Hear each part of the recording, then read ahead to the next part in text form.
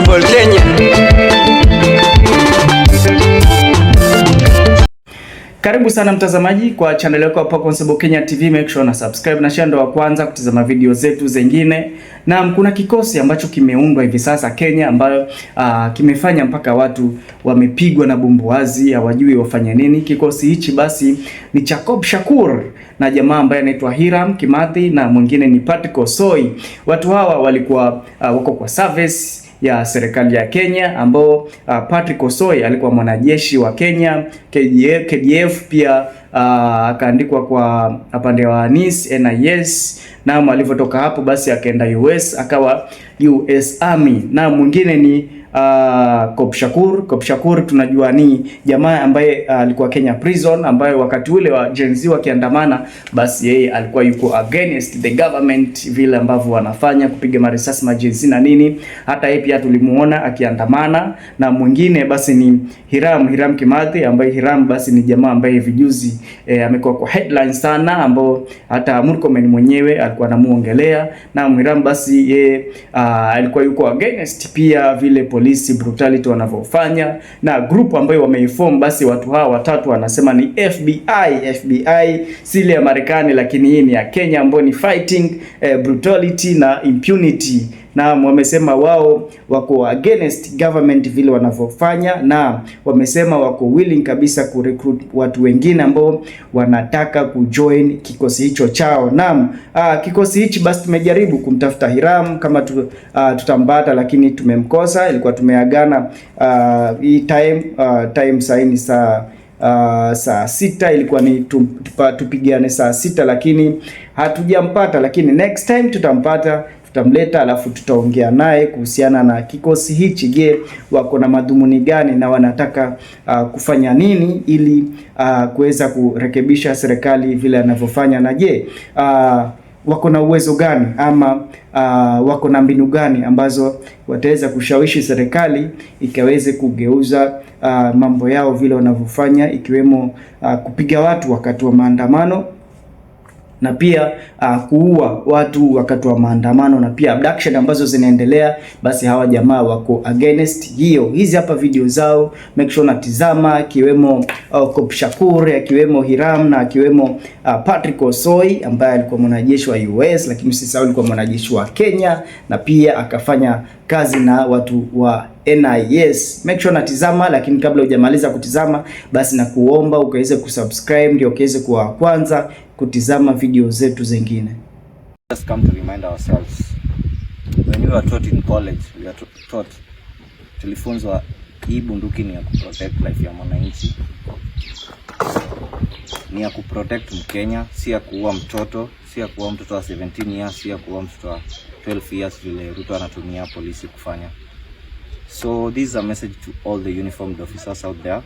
You are given this weapon to protect, not to kill. Yeah.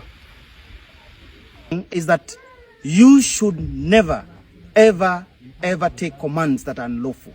And in any case, if there is any officer, like you've seen, we are in conjunction right now, we are collaborating with Shakur, we are collaborating with the Patrick Kimathi, in a manner that any officer that will be dismissed from service due to circumstances of following or not following unlawful command, therefore, we are going to embrace them as a community and we are going to reinstate them in the next year as we conduct our election. So ladies and gentlemen, our officers in uniform, because you are not the enemy, the civilian and the citizen of this country, we have talked to them and we are telling them the police and the uniform people are not your enemy. Your enemy are those people who are in power, looting and fighting, making sure that we keep fighting so that they continue looting, they continue violating the rule of the law. So therefore, don't be intimidated by any command. If the command violates the constitution, don't do it. And we will embrace you, we are going to support you, and we are going to make sure if you want to go back to your service, once we take the government, in a democratic manner, we are going to reinstate you. And in any case, for the leaders who are just threatening Kenyans and telling them that they are going to steal elections or they are going to take the power by force, I want to remind them, I'm a special force trained soldier. I'm a National Intelligence Service in trained soldier. What I can tell you, don't dare that route because we know it the best. Thank you very much. Nimekuwa mwanajeshi katika hii taifa la Kenya. Nimekuwa katika ujasusi katika nchi ya Kenya. Nataka nihakikishie watu Good morning. Good morning, Mashemeji. Good morning, great people. It's another beautiful morning that everybody is waking up and trying to hustle in this life, in this economy. I want to wish you God's grace in everything you'll be doing this week. May there be grace, may there be protection. And Kenya, Ruto anatumaliza. Ukweli, this guy has a PhD in stealing. So the government forced us to contribute house levy. The house levy money was supposed to go construct affordable housing. So the government, Ruto's government, has invested 46 billion in treasury bonds and bills. So if you're going to use the money that I've contributed, that you forced me to contribute to get profit, that means I should also get profit. Fired police officer Hiram Kimathi, fired cop Shakur, and a former US military officer Patrick Osoi have come together and formed a group called FBI. The initials FBI stand for fighting brutality and impunity. Of course, they're saying that their goal is to document and, push for the cause of justice. Of course, now we can see that also their objective is to bring other people who are in this system, which they term as suppressive. They can come and aid them in information, in human resource, and all those kinds of things. So this is a story to watch. Let's see how the FBI goes. So I'm not fond of making videos, of course, conversational clips of videos, but I feel like mali mefikia sasa, let me do one, and specifically to maybe give an advice to somebody. I want to talk to one or two of my brothers in uniform who I know very well. You see, life has taught me that in making decisions, I might not be able to run from the consequences of the decisions. So I'm talking to you, my brother. I know you will get this.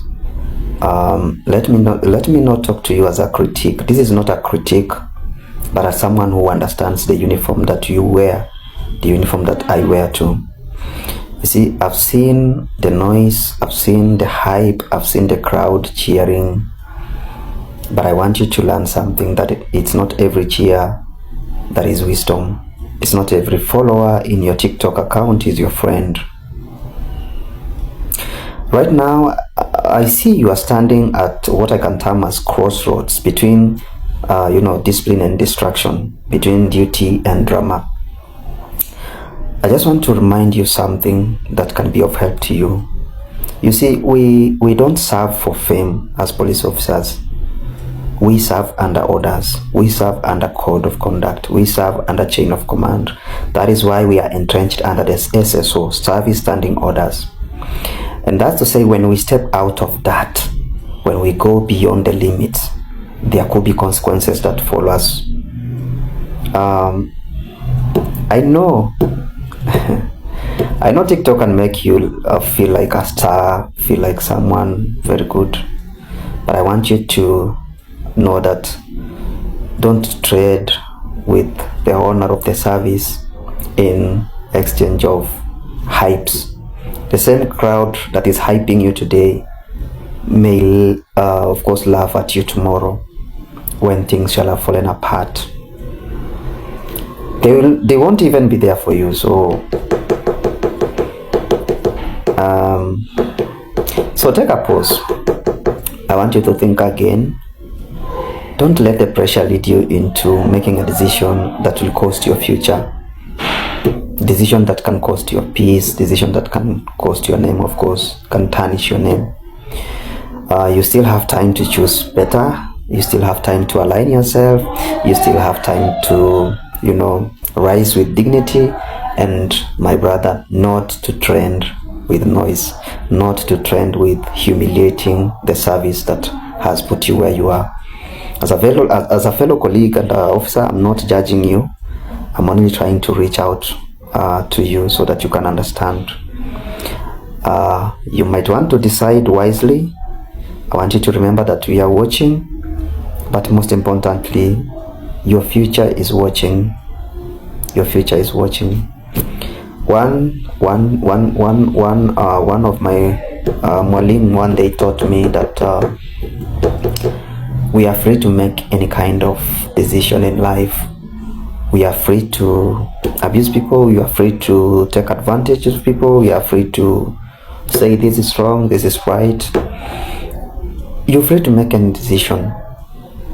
Right now, you could be saying a bad image of the service that has kept you until where you are.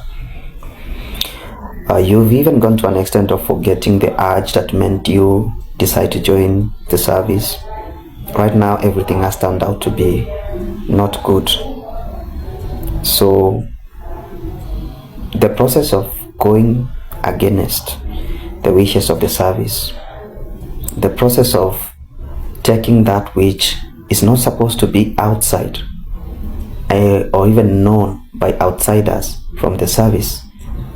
I saw you yesterday parade documents and begin to, allege sorts of issues. Proceedings or procedures. Those are internal measures that are undertaken by the service. They are not supposed to be taken outside. I think by you doing that, you went beyond. You still have time to amend your ways. Remember, I'm telling you as someone who is in that uniform that you're putting on, take your time. Don't be hyped. You might want to see the future look good, but it can't come in that connection that you are headed, in that direction that you are headed. You could be one, you could be two. Take your time. Sometimes in future you might not be able to run away from the consequences that you shall have made. You make a decision to tarnish the service that have brought you this far, you will not run from the consequences. So take your time, rejuvenate your soul, rejuvenate your mind, pluck up courage. I don't know what has happened to you before. We've never met, but I just saw you and on your TikTok account, and I felt like I needed to share this word of advice to you. And of course you have a right to take it or leave it, but I have passed my information.